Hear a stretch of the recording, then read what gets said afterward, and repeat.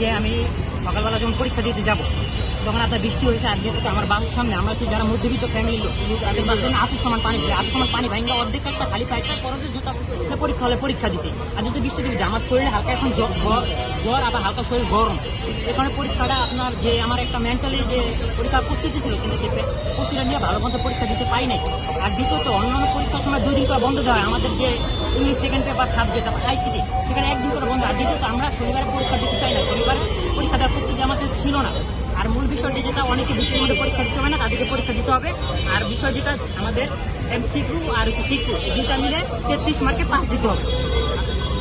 শিক্ষামন্ত্রী পদ থেকে দাবি থেকে সরে দাঁড়াচ্ছে। আসলে আমরা চাই না যে কোনো মন্ত্রী পদত্যাগ করুক, আমরা চাই লোকটা থাকুক, শিক্ষামন্ত্রী অবশ্যই থাকুক, কিন্তু তার সিদ্ধান্তের ব্যাপারে আমরা একক না। তার সিদ্ধান্ত ভুলভাল যে কথাগুলো সেগুলো কোনো যৌক্তিক না।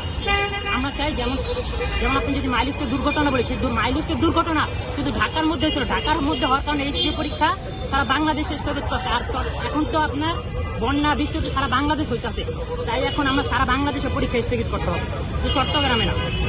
এই বিষয়টা এখন আপনাদের দাবি যদি আসলে পূরণ না করে সেক্ষেত্রে আপনারা কি করবেন? যদি আমাদের দাবি পূর্ণ হয় আমরা ইনশাল্লাহ আরো কঠোর ব্যবস্থা নিব, আমরা কঠোর আন্দোলন যাবো ইনশাল্লাহ। আপনাদের পরীক্ষার ক্ষতি হবে? আমাদের পরীক্ষা অবশ্যই ক্ষতি হচ্ছে, এখন কি করা হয় আমাদের তো জিনিসটা বুঝতে হবে ভাই। আমাদের পরীক্ষার কিছুই ফোন নাই ভাই। আমাদের যে পরীক্ষা একটা এইচএসসি পরীক্ষা এটা মূলত 12 বছর সাধনা। আমাদের মা বাবা অনেক স্বপ্ন দেখে আমাদের নিয়ে, অনেক আশা আছে আমাদের নিয়ে। আমি আমার স্যারে কালকে ফোন দিতে পারি, আমি কথাই বলতে পারতেন না স্যার।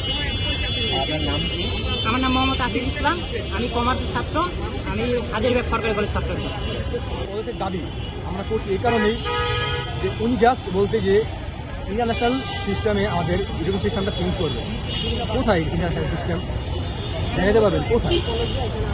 উনি যদি ইন্টারন্যাশনাল সিস্টেম চেঞ্জ করতেই যেত তাহলে অবশ্যই কালকে উনি আমাদেরকে বলার মুখে বলতো না, উনি আমাদের কথা গ্রহণযোগ্য মনে করতো যে ওনারা ঠিক কথা বলছে। আগে সেখানে সুরক্ষা, স্বাস্থ্য, তারপর আমরা এক্সাম দিব। আমরা এক্সাম দিতে গেছি, আমাদের শরীর অবস্থা খারাপ, অনেকে জ্বর, অনেকে শরীরে ইনসুলিন নিয়ে ওরা পরীক্ষা দিয়ে গেছে, হাঁটতে পারতেছে না, তারপর আমরা এক্সাম দিছি। আমাদের কথা বাদ দেন, কমার্স স্টুডেন্টের প্রশ্ন যত মূল্য সহজ আসছে বা কঠিন আসছে, যারা পড়ে গেছে তারা অবশ্যই পারবে। বা সায়েন্সের ব্যাপার ভাবেন, ওরা সারা রাত পড়ছে, সারাদিন পড়ছে, 2টা বছর পড়ছে, ওরা এক্সাম দিতে যারা হামসাম খেয়ে গেছে। বাচ্চাদের মুখ আর গল্প কাহিনী শুনতাম, কালকে ওরকম কোনো মিল পাইছেন কিনা? বুঝি না, আগের শিক্ষা যেমন আমি একটা জিনিস ধারণা বলছি যে আমাদের যে আগের শিক্ষামন্ত্রী ছিল ওনার অবস্থা নিজে একটা কথা বলছে